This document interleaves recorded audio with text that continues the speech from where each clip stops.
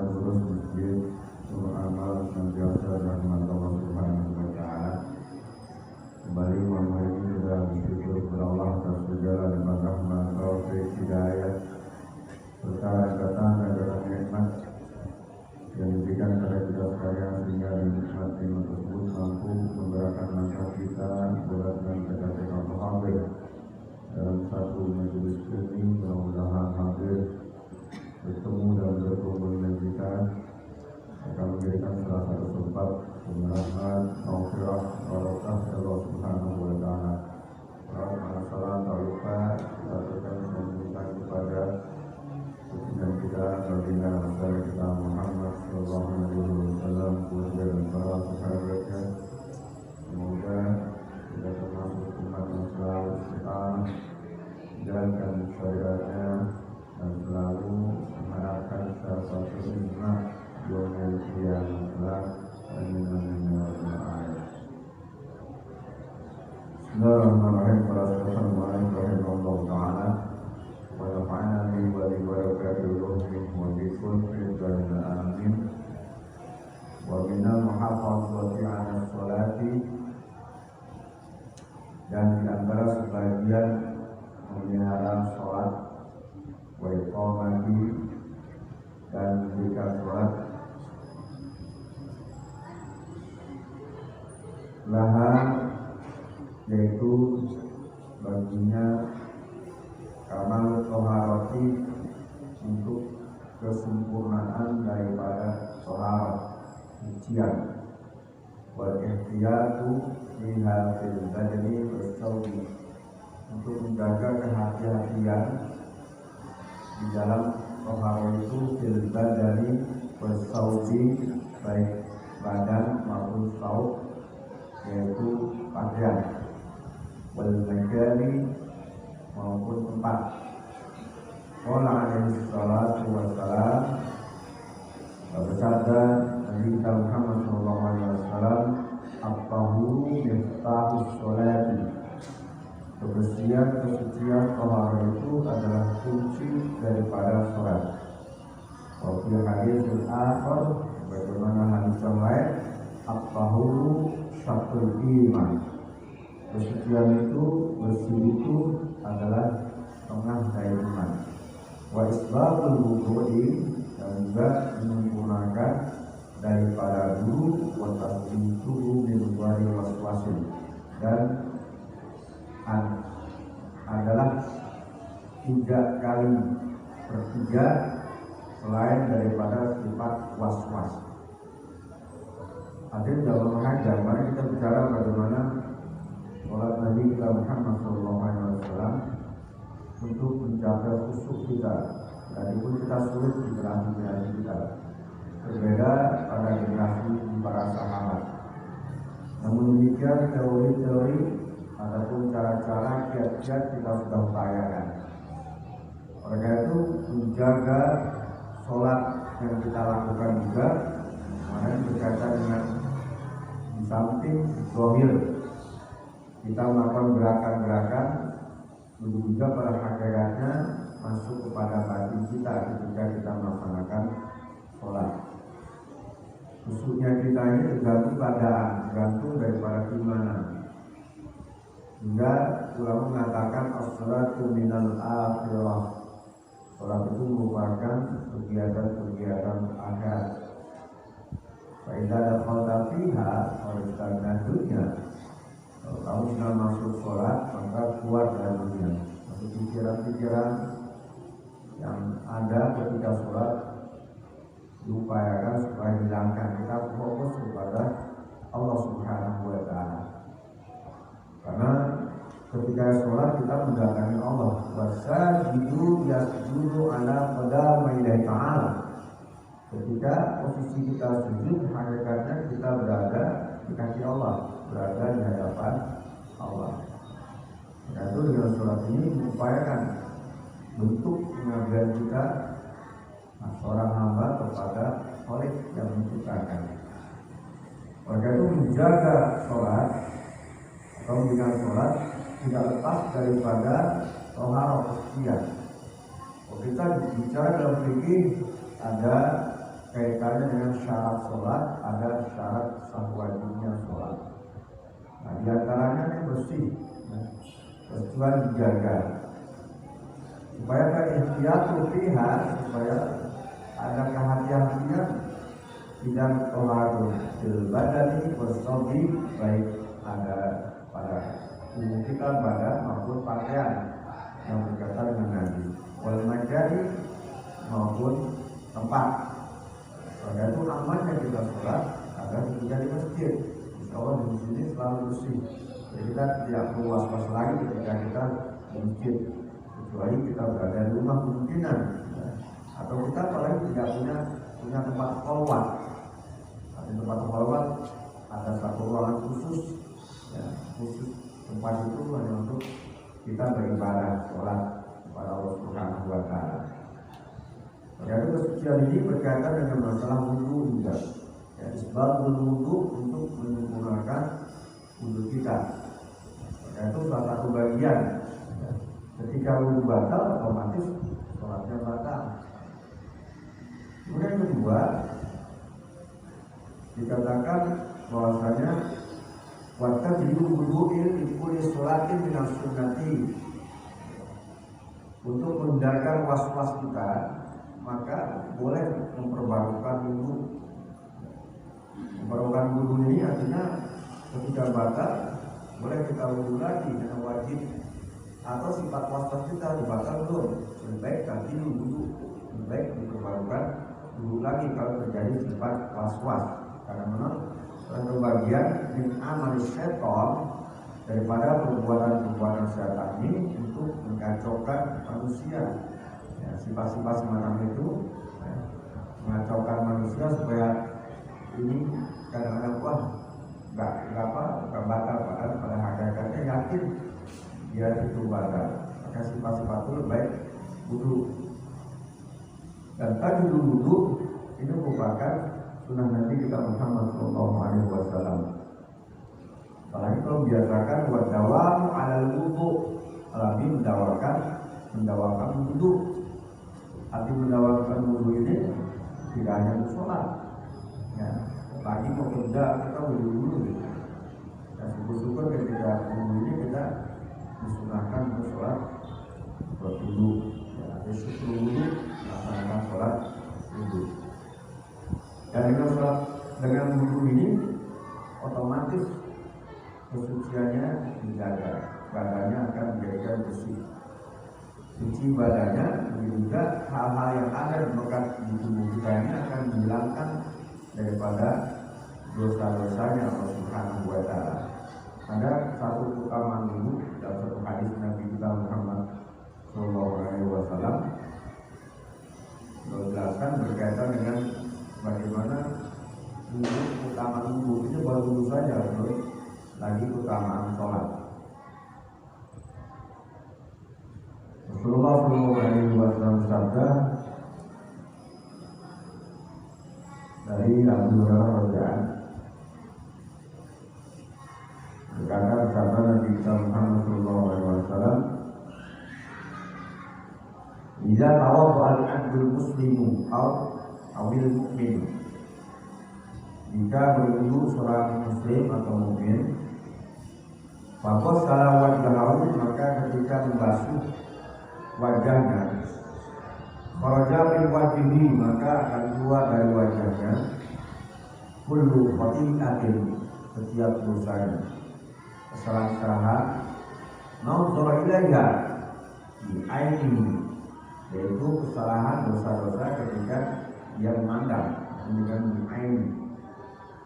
Jadi ketika wajah kita menunjukkan itu, hakikatnya menghilangkan dosa-dosa kita. Kalau seandainya wajah kita, muka ini melakukan perbuatan dosa, kalau tidak, maka akan menjadikan diri pahala. Ma'al ma'i, bersama air, atau ma'al akhir qafil ma'i, atau bersama dengan tetesan air terakhir. Maksudnya ketika kita habis 3 kali air. Faidah wasala yadain, dan apabila apabila membasuh kedua tangan kharaja yadai kullu khati'atin, maka keluar dari kedua tangannya dosa-dosa atau setiap kesalahan. Karena batasyatha yadahu, apabila kedua tangan itu melakukan perbuatan dosa. Ma'al ma'i, bersama air, atau ma'al akhiri qatil ma'i, atau bersama dengan tetesan air yang terakhir. Faidah wasala rijlain, maka ketika membasuh kedua kakinya kharajat kullu khati'atin, maka keluar setiap kesalahan masyatha rijlahu, yang kakinya apabila melangkah kepada suatu jelek. Ma'al ma'i, bersama dengan air, atau ma'al akhir qatil ma'i, atau bersama dengan tetesan air yang terakhir. Hatta yakhruja naqiyan minal dzunub, sehingga keluarnya naqiyan, kotoran-kotoran atau dosa-dosa, kotoran-kotoran tadi dengan dzunub, daripada dosa. Nah, ini alhamdulillah berkaitan dengan orang menjaga wudu, satu wudu. Jadi wudu itu manfaatnya tapi merupakan bagian untuk melaksanakan sholat, tapi hal-hal yang lainnya. Maka itu dengan wudu ini semua kesalahan yang ada dalam tubuh kita ini Allah Subhanahu wa Ta'ala ampuni. Yang kedua, dalam wudu ini menjaga kita untuk melakukan perbuatan mengkantor, perbuatan maksiat. Ya, kalau kita lagi wudu kan ingin melakukan suatu maksiat, kita akan menyatakan dirinya saya dalam keadaan bersih, suci. Masa sih melakukan perbuatan maksiat? Jadi harus gusti buat orang-orang yang dalam keadaan berwudu tadi. Jadi ini satu manfaat yang ketika mereka mensucikan, menyempurnakan wudu. Yang kedua, dengan wudu ini merupakan ciri min alamati ummati Muhammad sallallahu alaihi wasallam. Merupakan salah satu ciri umat Nabi kita Muhammad sallallahu alaihi wasallam. Dalam satu hadis riwayat Bukhari dan Muslim, Rasulullah sallallahu alaihi wasallam bersabda, "Inna ummati yad'una yawmal qiyamah burran muhajjalina min asaril wudu." Inna ummati, sesungguhnya umatku, yad'una yawmal qiyamah, jadi dia panggil pada hari kiamat menghadap kepada Allah Subhanahu wa Ta'ala, burran muhajjalina min asaril wudu, mukanya bercahaya disebabkan karena bekas wudu. Pamanis tato aminku, barang siapa yang sanggup di antara kalian, ayu sila burran kamu untuk memanjangkan cahaya, melamatkan cahaya tadi, bahkan melama terus, banyak hal, maka hendaknya selalu wudu, tapi kerjakan. Nah, ini sebenarnya dawam wudu. Ketika ada seorang yang mendawamkan wudu, ketika wudu kemudian batal, dia wudu lagi. Ketika batal lagi, wudu lagi. Waktu cuma pada waktu sholat. Hanya jam 7, tiba-tiba cuma batal, wudu lagi. Waktu untuk sholat wajibnya masih 4 jam lagi. Atau dengan kegiatan-kegiatan yang kenapa membiasakan daripada wudu satu bagian.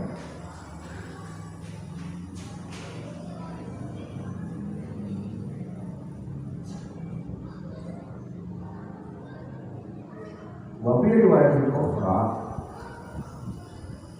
di dalam riwayat lain katakan, ala adullukum ala ma yaqulullahu ta'ala minal khataya.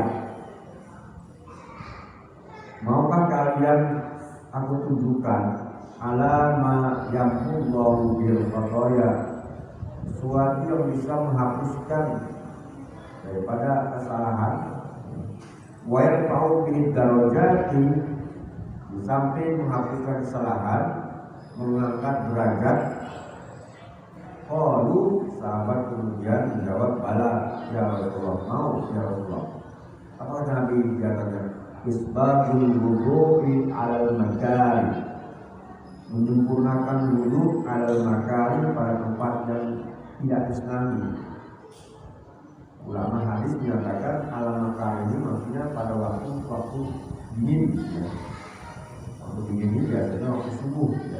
maksudnya, karena makari itu sesuatu yang tidak sengaja berkaitan dengan masalah itu tadi.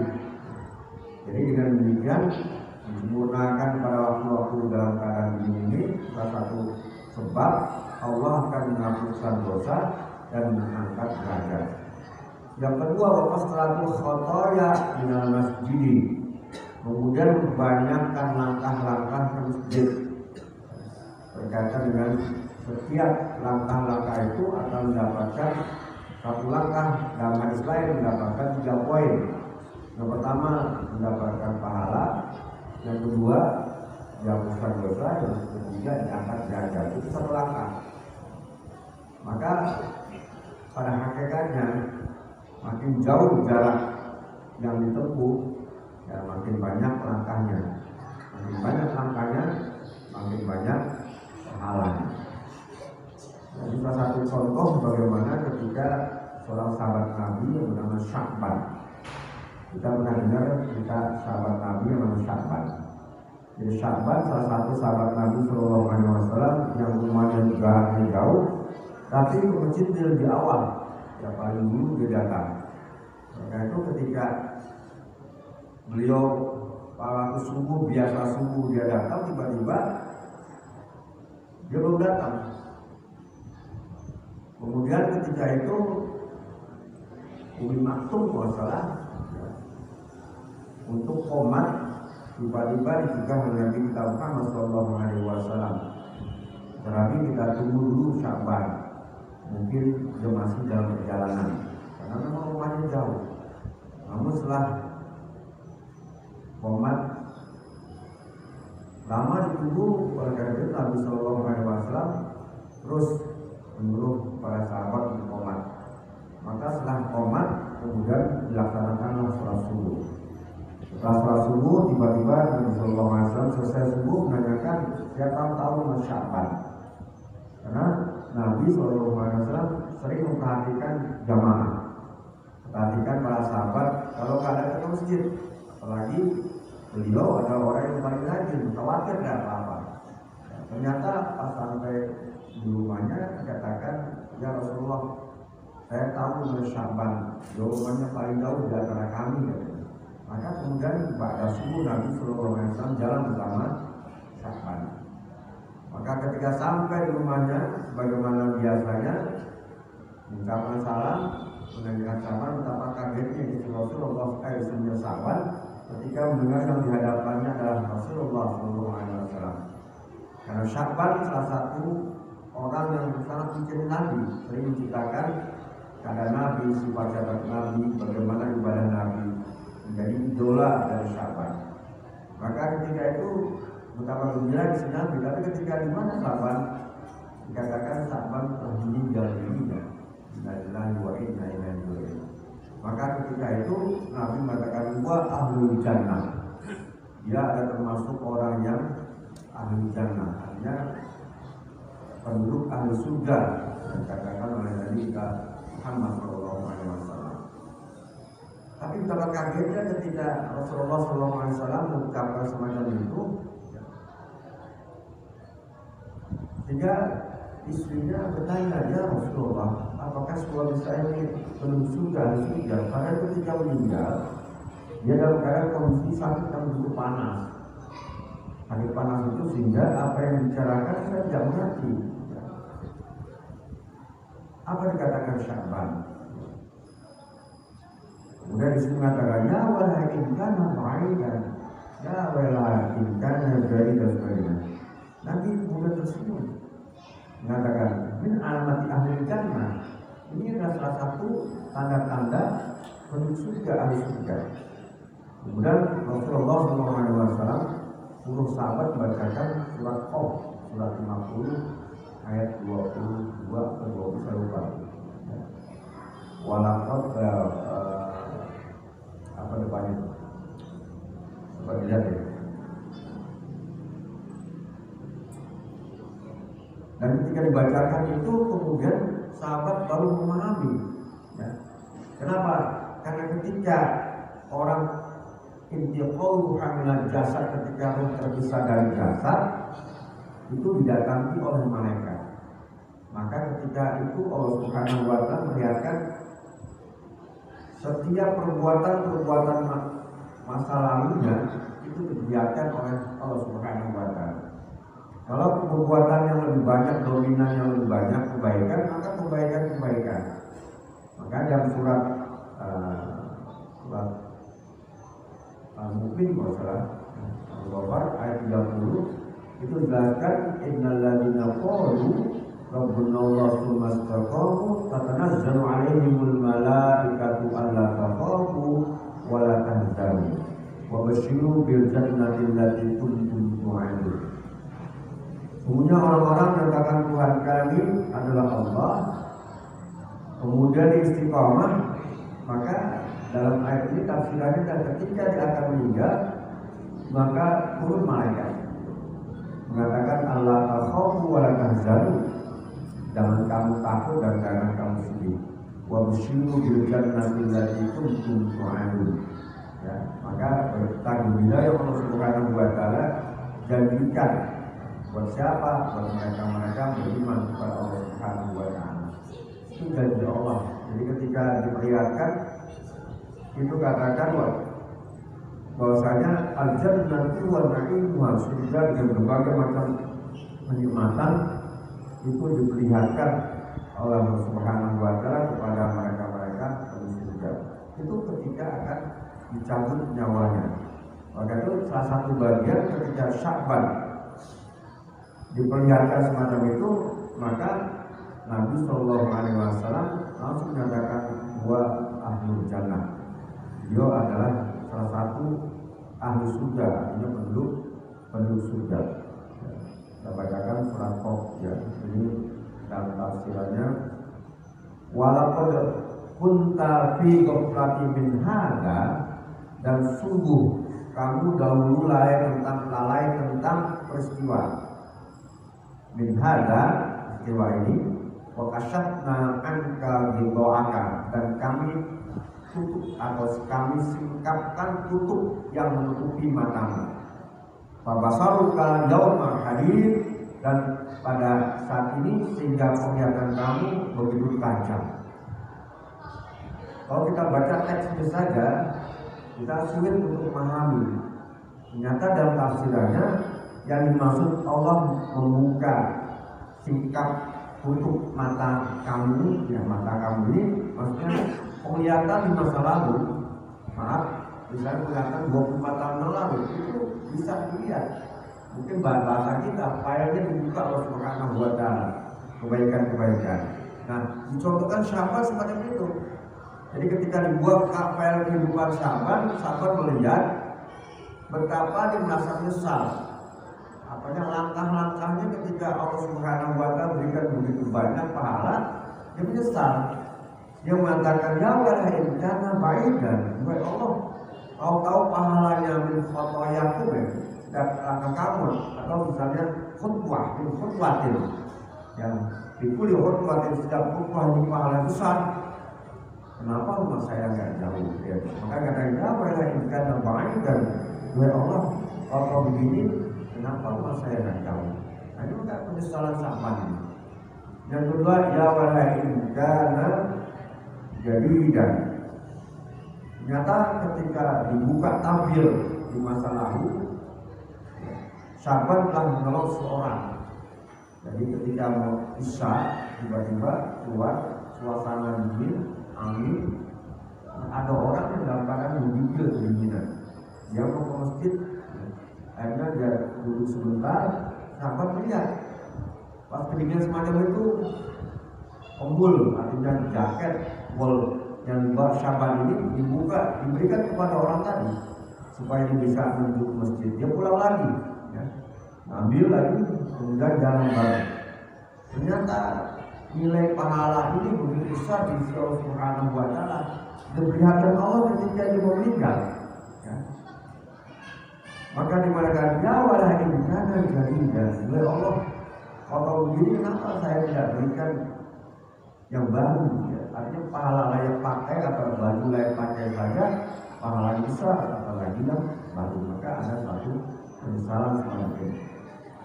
Yang ketiga, Satu ketika sore hari dalam keadaan hilal di Syamsi, hampir menjelang maghrib, sahabat sedang santai, ya, minum susu, ya, minum laban, sambil minum roti. Tiba-tiba ada orang yang tertatih-tatih dalam keadaan haus lapar. Dia datangi sahabat dan Tuhan berikan sedekah. Ada roti yang dimakan ini dibagi dua, diberikan kepada orang yang dalam keadaan lapar. Kemudian susunya pun dibagi dua sampai makan bareng. Maka ketika Allah perhatikan, diperlihatkan ketika Sya'ban meninggal, maka pahala walaupun setengah roti sedikit susu tadi, pahalanya luar biasa sedekah tadi. Maka benar Sya'ban bersabda, wa ilahin karena kullah, wahai Allah, kau tahu pahalanya sedekah ini banyak, kenapa saya berikan roti semuanya? Itu salah satu bagian. Maka ketika itu Nabi kita Muhammad SAW mengatakan bahwa ahlul jannah. Jadi intinya kalau kebaikan-kebaikan lebih banyak, lebih dominan, pasti akan dibiarkan kebaikan-kebaikan. Begitu juga apabila kejahatan maksiat yang lebih banyak, maka akan dibiarkan kebaikan. Nah, ini salah satu intinya tadi berkaitan dengan waqasratul khotoya ilal masjid, yaitu memperbanyak langkah-langkah ke masjid. Ya, salah satu bagian yang mendapatkan pahala yang jarang menyangka orang hanya biasa saja, ternyata pahalanya lebih besar. Yang kedua, dalam asbabun nuzul dalam Quran Yasin itu ada ayat mengatakan inna nahnu nuhyil mauta wa naktubu ma qaddamu asarahum. Kalimat asarahum itu artinya bekas-bekas. Yang dimaksud asfarah itu bekas-bekas setiap perbuatan ibadah kita itu bekas, dinamakan bekas. Duduknya kita dalam statin, duduk kita dalam sholat. Bahkan bekas-bekas ini yang disebut bekas ini adalah kulli khutwatin dalam ayat ini, konteks ayat ini. Ya. Syekh Hamam Zadah dalam tafsir Yasinnya belum menjelaskan wa qala ba'dul fasirina. Sebagian ahli tafsir ini berkata al-muradu bil asarihim. Adapun yang dimaksud dengan asar ini bekas tadi adalah khutwatihim ilal masjid, langkah-langkah mereka ke masjid. Ya. Langkah-langkah mereka ke masjid yang disebut dengan asarihim. Kama qala Ibnu Abbas radhiyallahu anhu, sebagaimana Ibnu Abbas berkata, bisa kami nuzulnya. Adapun sebab-sebab turunnya ayat ini, innal qabilatan minal ansor, ada satu qabilah, satu suku dari golongan Ansor, syaqau dan Nabi sallallahu alaihi wasallam yang mengadu kepada Nabi sallallahu alaihi wasallam dan manazil ilal masjid, yaitu jauhnya rumah dari masjid. Artinya cuma Nabi ini bahasa dia, Rasulullah bagaimana nih sama sholat jamaah, masa jauh dari masjid. Waradu ayyabnu buyutan indal masjid, sehingga dia berupaya hendak membangun rumahnya itu dekat masjid. Ya, dia lebih dekat masjid lebih gampang menurut dia, menurut orang-orang dari golongan Ansor. Ya, mungkin caranya ya jual rumah dulu baru beli lagi. Tujuannya supaya rumahnya dekat masjid. Kalau rumahnya dekat masjid, misalnya lebih gampang, ya, lebih dekat, tidak masyarakat, tidak sulit, tidak dalam keadaan normal, tapi dalam keadaan hujan dan sebagainya. Maka ketika dengan Nabi, Anzalallahu ta'ala hadzal ayat, tiba-tiba Allah menurunkan ayat tadi, inna nahnu nuhyil mauta wa naktubu ma qaddamu wa asarahum. Maka ditafsirkan tadi yang dimaksud wa asarahum fa'ulima min hadza anna man ata ila masjid, ataupun dipahami dari ayat ini ada sungguhnya orang yang man atal masjid, man ata ila masjid, siapa yang datang ke masjid bim makanin ba'id, dari tempat yang jauh, ya, yakunu sawabu a'zamu mimman ata min makanin qarib, itu pahalanya lebih banyak, lebih besar dari orang yang datang pada tempat yang lebih dekat. Inilah digambarkan Nabi Muhammad SAW kepada sahabat ketika turun ayat ini. Sehingga tadi Qabilah Ansor, suku Ansor ini akhirnya tidak jadi pindah karena waktu itu terlalu banyak lebih jauh. Kemudian ketiga berkaitan dengan diampuni dosanya, dianggap derajatnya adalah intizarus sholati ba'da sholah, menunggu sholat dengan satu yang lain setelah sholat. Maksudnya apa? Kayak kita ini maghrib sampai isya, berarti menunggu sholat ke sholat yang lain. Itu kata Nabi SAW, itu merupakan satu perbuatan yang bisa menghapuskan dosa-dosa dan mengangkat derajat di sisi Allah Subhanahu wa Ta'ala. Demikian sementara berkaitan dengan menghafal zati ala sholati, yaitu menjaga memelihara sholat, wa iqamah, dan juga mendirikan sholat.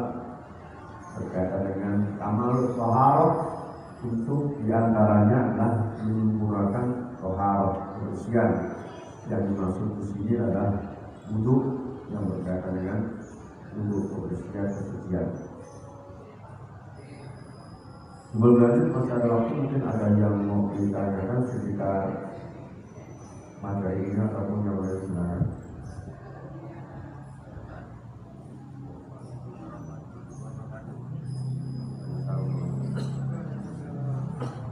Saya sedang sholat berjamaah, kemudian kita batal, apakah kita terus duduk atau gimana Pak Ustaz? Dan kita kemudian waktu itu kan nggak bisa karena kita di samping depan juga kan banyak orang. Mengatasi dengan gimana? Ya.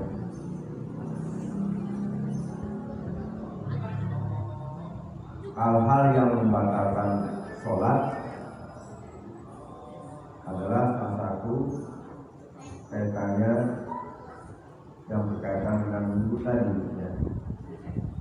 Sama dengan yang membatalkan wudhu. Ya, kalau wudhunya batal, otomatis sholatnya batal. Di antara wudhu itu adalah wudhu syait minas sabilain, keluar sesuatu dari dua lubang, lubang depan dan lubang belakang, berarti batal. Nah, kalau batal harus wudhu, tapi kondisional. Kita bisa nggak keluarnya gitu. Kalau kita nggak bisa keluar ya kita tetap aja itu mengikuti saja. Kalau tertibnya gitu kan. Memang itu ada batal. Yang tahu kan kita sama Allah. Ya. Kita ulang lagi, Nabi ini ada.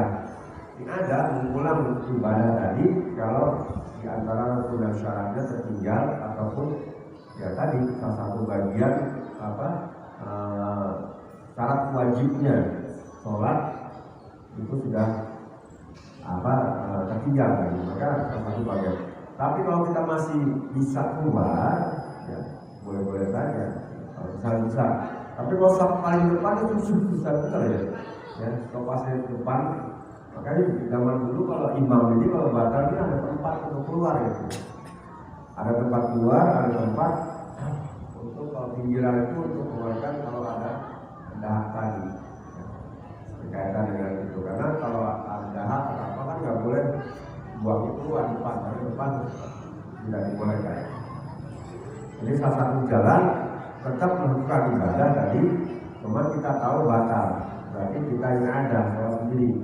Adapun bagaimana kita mengukur jamaah, awalnya niatnya udah jamaah, tapi karena kita dalam keadaan masyarakat tadi, kan kita pengennya jamaah. Kembali inna Allah sa'ir bisa, semuanya perhitungan Allah itu sangat cepat. Ya. Niat pahalanya dapat ya, pahala jamaah. Niatnya ya, niatnya. Namun karena kondisional tadi, karena posisi kita batal, kan biasa mendawamkan tadi. Dawam membiasakan jamaah tiba-tiba dalam keadaan batal. Niscaya Allah akan perhitungkan. Maka ada bahasa inna Allah sa'ir bisa, semuanya perhitungan Allah sangat cepat. Kita nggak usah pikir, wah mana nih pahalanya batal. Allah malah menjadi sana ya.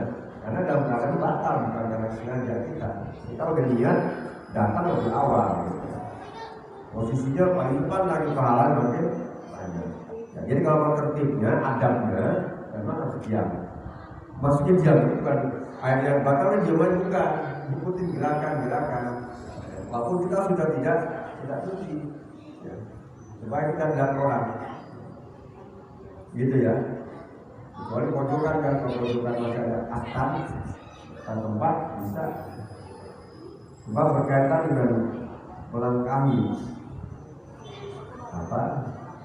tempat sujud itu dilarang oleh Nabi kita lakukan Sallallahu Alaihi Wasallam berkaitan dengan masalah melewati tempat sujud.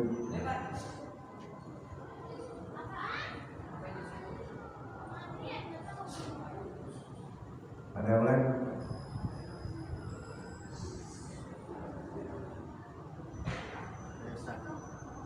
Ya, Assalamualaikum warahmatullahi wabarakatuh. Tanya Ustaz, bagaimana kalau kita wudhu, kadang-kadang di kamar mandi kita itu ada klosetnya. Iya. Sifatnya kan makruh saja. Maka kalau dalam teori dalam tasawuf ya, kalau itu antara kamar mandi dengan wudhu itu kan harus bisa ya. Ada tempat kamar mandi dengan WC itu. Karena bahasanya WC tempat setan, makanya maksud kita berbeda gitu. Maka kalau makin lama di WC, makin lama di situ kita berhadapan dengan setan. Gitu. Maka bacaan beda. Jadi kalau misalnya kondisinya memang tidak memungkinkan, ya, tempatnya memang sempit, jadi bikin kamar mandi kayak saya tempat sempit harus mandi dengan WC gitu kan. Jadi baginya sifatnya masuk saja. Tapi kata ulama ya, kalau bisa pintunya dibuka dikit gitu kan. Mau wudhu tuh pintu kita kalau bisa dibuka saja, pintu tempat itu kan satu pintu dibuka digelonggong gitu. Teorinya begitu kan. Jadi sifatnya memang saja. Tapi memang bagusnya itu dipisahkan antara qaul hajat tadi, tempat WC tadi dengan kamar itu tempat kamar mandi. Jadi boleh saja tapi sifatnya makruh.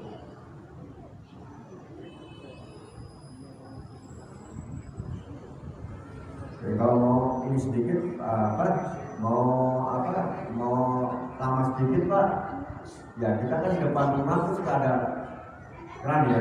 Kalau lama sedikit, jadi bulunya keluar lagi. Ganti aja biar keluar jangan di kamar mandi ya. Maka kita sekalian mandi bulu kan gitu kan. Jadi kalau bulunya bagaimana? Di depan rumah kan biasa ada keran kan. Dan ke depan aja caranya sedikit tapi lebih aman bagus gitu.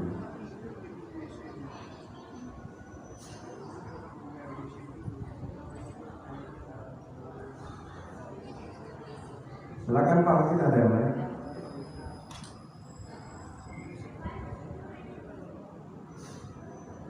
Silakan Pak. Ya. Assalamualaikum.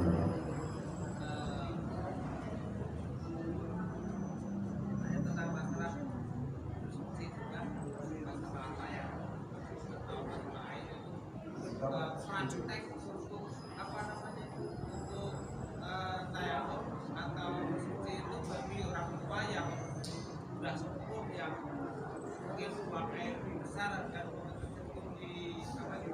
di kamar itu cara menghilangkannya bagaimana? Apakah ada rukhsah untuk ada najisnya tapi dia berhenti lapasnya tayamum, apakah itu sudah boleh atau gimana? Ya, tayamum itu kan pengganti air. Pertama, tayamum ini dibuatkan tayamum pertama dalam keadaan tidak ada air. Tapi ikhtiar, saat kemarin ada air cuma buat minum doang gitu kan. Ya, ada aqua botol buat minum, ya, maka dia tayamum. Kedua, dalam keadaan sakit yang kalau dengan air maka dia akan masyarakat yang sulit, sakitnya mungkin lebih parah. Maka rukhsah keringanan dengan tayamum. Nah, kalau dalam keadaan kondisi sakit tadi kan harus sebelumnya ini dibersihkan dulu, ya, dibersihkan. Setelah selesai bersihkan tadi, ya kan sakit nih, nggak sakit kan boleh kan tayamum, dibersihkan dulu. Bisa Siapa membersihkannya? Mungkin yang nungguin kalau sakit kan nungguin bersihkan selesai. Ya. Kalau dianggap udah bersih, baru dia tayang. Atau sebaliknya ada yang maaf ya, yang cepat ini kan kuat tadi. Ya, maka buru-buru dia saat tayamum buru-buru dia langsung sholat, jadi nggak ada asta. Begitu juga seandainya buru-buru gitu. Jadi kalau misalnya bumbunya cepat keluar angin kan batal. Atau ada orang maaf yang penyakitnya khususnya sudah dipotong ya, kadang-kadang mau ke belakang terus ya. Nah, itu harus buru-buru. Maka setelah buru-buru sholat. Kalau lama dikit anginnya keluar, nggak bisa buru lagi. Jadi seandainya tadi kasus tadi itu upayakan bersih dulu, ya. Bersih baru dia tayamum. Bisa membersihkan ya? Kalau dia masih bisa ya dia sendiri, kalau enggak ya orang membersihkan, keluarganya membersihkan, baru dia tayamum. Tayamum itu kan lebih mudah ya, Jadi ini satu usul ini keringanan di dalam beribadah, maka boleh dilaksanakan tayamum tadi. Kemudian tayamum berbeda dengan wudu. Jadi kalau tayamum ini hanya untuk sekali sholat. Ya. Jadi habis sholat zuhur, ya batal misalnya, asar nggak boleh dipakai lagi. Beda dengan wudu, biasanya maghrib nih, kita maghrib batal nih, ya isya dipakai lagi untuk sholat nggak apa-apa. Tapi kalau tayamum tadi maghrib tayamum, ya. Kemudian isya pakai tayamum maghrib nggak boleh. Jadi sekali itu saja, sekali pakai. Ya selesai, misalnya tayamum lagi, kalau misalnya sakit nih, ya sakit maghrib pakai tayamum, tapi isyanya belum batal, tetap tayamum lagi. Jadi bedanya itu berkaitan dengan wudu. Tapi kalau wudu boleh, ya. Dari asal nggak boleh, asal nggak batal, maghrib pakai isya pakai bagus benar boleh, misalnya itu. Nah hal-hal yang membatalkan wudu tadi.